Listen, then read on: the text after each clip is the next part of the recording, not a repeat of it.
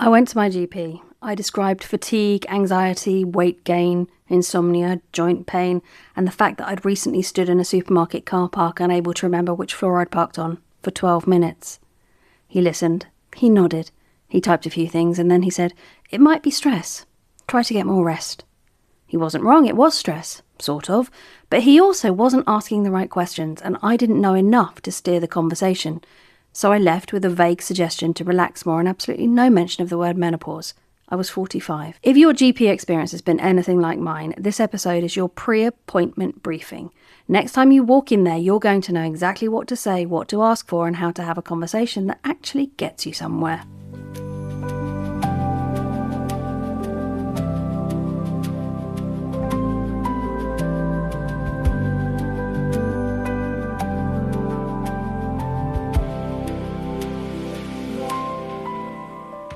I'm Laura, this is the Riviera Menopause podcast, and today we're talking about the medical system. Not to bash it, I'm not anti-doctor, I'm not anti-medicine.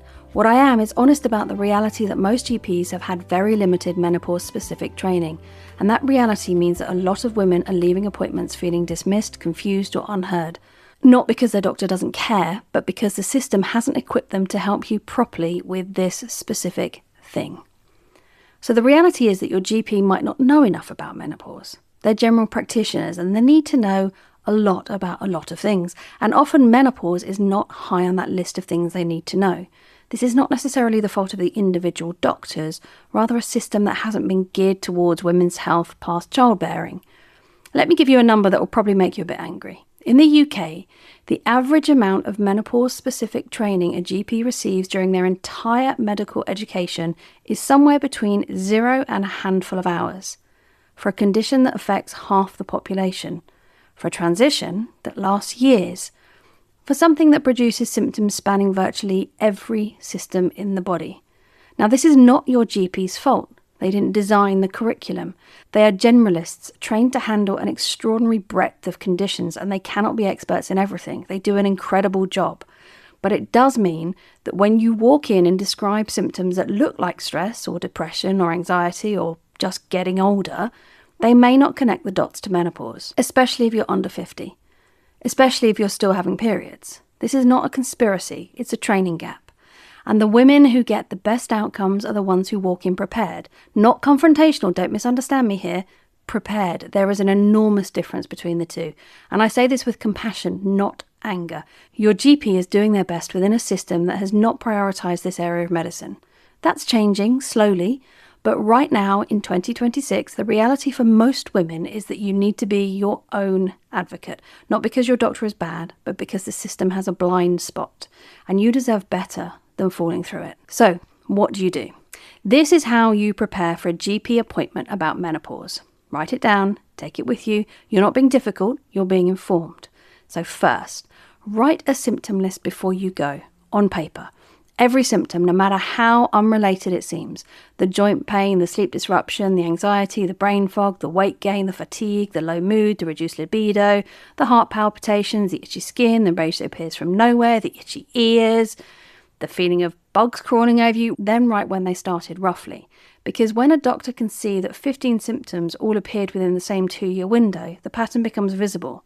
One symptom's confusing. 15 symptoms with a common timeline is a diagnostic. I cannot tell you how many women I've spoken to who went to the GP with one symptom, usually insomnia or anxiety, and came away with a prescription for antidepressants. Not because the GP was dismissive, but because without seeing the full picture, anxiety looks like anxiety. Insomnia looks like insomnia. And it's only when you lay all the symptoms out together that the pattern screams menopause. Give your GP the full picture. They cannot diagnose what they cannot see. Second, be specific about what you want. I'd like to discuss whether my symptoms could be related to perimenopause is better than I just don't feel right. I'd like a referral to a menopause specialist is a perfectly reasonable request if your GP is unable to help further. Third, understand the limitations of blood tests. Hormone levels fluctuate significantly in perimenopause. A blood test on a Tuesday might show normal estrogen. The same test on a Thursday might show something completely different. The NICE guidelines are clear here. And just for those of you that aren't sure, NICE stands for the National Institute for Health and Care Excellence, which is the body in the UK that provides guidance on standards and advice to improve health and social care. But NICE say that in women over 45 with typical symptoms, a diagnosis can be made clinically based on symptoms without blood tests. You're entitled to say, my symptoms are consistent with perimenopause. Can we discuss management options based on symptoms?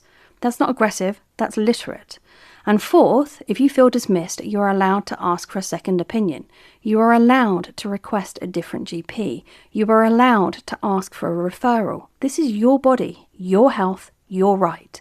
Being polite does not mean being passive. And equally, being aggressive does not mean being assertive. The HRT conversation is a really, really important one here because a lot of people are going to doctors and just expecting to be prescribed HRT. So let's have a balanced factual conversation about this. HRT, the three letters that generate more confusion, fear and misinformation than almost anything else in the menopause space. HRT stands for hormone replacement therapy, and it replaces the hormones your body is no longer producing sufficiently. It's the most effective treatment for many menopause symptoms, particularly hot flushes, night sweats and vaginal dryness. Actually, vaginal dryness, you can get localized estrogen, which is not the same as HRT, so don't get those two confused. It's in low doses and is localized, so it doesn't change your hormone makeup in the same way. HRT is not a magic bullet. It won't fix everything. Some women feel dramatically better, others notice moderate improvement. It's a tool, not a cure. It's not dangerous in the way that you might have been told. The 2002 study that terrified a generation of women has been extensively re-evaluated. The risks were massively overstated. For women under 60, starting HRT within 10 years of menopause, the benefits generally outweigh the risks. This is a current consensus from NICE, the British Menopause Society, and the International Menopause Society. But, and this is important, HRT works best when it sits on top of good foundations. So lifestyle interventions create the physiological environment that allows HRT to be most effective. If you're taking HRT and mainlining sugar, you're not going to feel that much better. So HRT replaces hormones. It does not fix things like blood sugar instability, muscle loss, chronic inflammation, cortisol dysregulation. The foundations do that. HRT does its part, but the foundations also need to do theirs. Together, they are more powerful than either one alone. This is not HRT versus lifestyle or HRT versus the natural approach. It's HRT and lifestyle. They're partners, not competitors. And I want to address something that I hear constantly from women, the fear. Many women are still afraid of HRT because of that 2002 study. They've heard HRT causes cancer and they're terrified. If that's you, I want to give you some context. The increased breast cancer risk found in that study was comparable to the increased breast cancer risk from drinking 2 glasses of wine a day, being overweight or never exercising. We don't avoid all of those things, and we certainly don't avoid them with the same level of fear. The risk profile of modern HRT, particularly body-identical estrogen delivered through the skin and micronized progesterone, is significantly more favourable than the older types used in that study. I'm not a doctor, and I'm not prescribing anything, but I am saying make this decision from information, not from fear. A good menopause specialist can walk you through the evidence as it applies to your personal health history, and that's a conversation worth having. And you deserve to have it based on the current evidence, not a headline from 2002. So make sure that you are speaking to an expert before you make any decisions.